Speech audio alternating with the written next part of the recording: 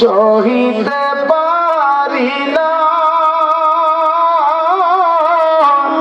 দয়া করো দয়াল আমরা রে, ওরে দয়া করো দয়াল আমরা রে, দেখাও দিদার আমরা রে, জ্বালা সহে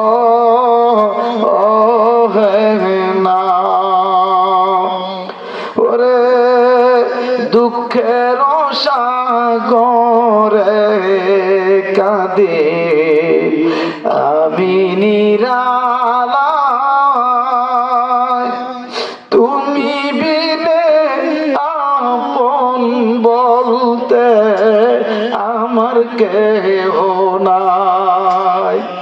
ওরে দয়া যদি না করো তুমি, দয়া যদি না করো তুমি, যাইব কোথায়, মনের জ্বালা বড় জ্বালা রে, মনের জ্বালা বড় জ্বালা রে, সহিতে পারি না, দয়া করো দয়াল আমারে, ওরে দয়া করো দয়াল আমরা রে, দেখাও দিদার আমরা রে, জ্বালা সহে না। পড়েন না সুবহানাল্লাহ, আওয়াজ করে বলেন না সুবহানাল্লাহ। বাজানো বলতেছে কি বলতে চাচ্ছ, যার বাতাস খাইতেছি তার বাতাস কি আর খাইতাম না? বলেন না হুজুর আর খাইেন না, দেখেন একটু খেদমত করে দিতেন পারেননি। বলতেছে কেন তুমি কথাটা বলছো, জবাব দাও। বলতেছে হুজুর এই ব্যক্তিরা যার বাতাস আপনি খাইতেছেন, এই মানুষটা কোনো সাধারণ মানুষ না, যদিও নদীর কিনারে ঝুপড়ি বানায়া বসবাস করে, রাত হইলে সারা রাত পানির উপরে দাঁড়ায় দাঁড়ায় আল্লাহর ইবাদত করে, এই ব্যক্তিরা আল্লাহর ওলি, আল্লাহর বন্ধু।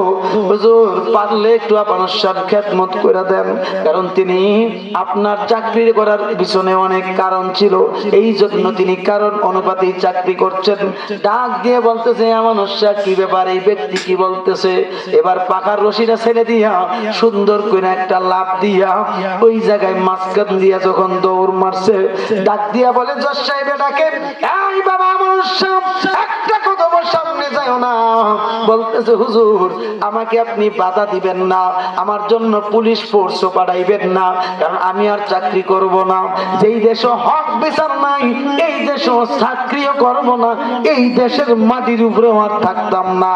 এই কথা বলিয়া দৌড় দিয়া লাল দিঘির ময়দানে চলে আসলো।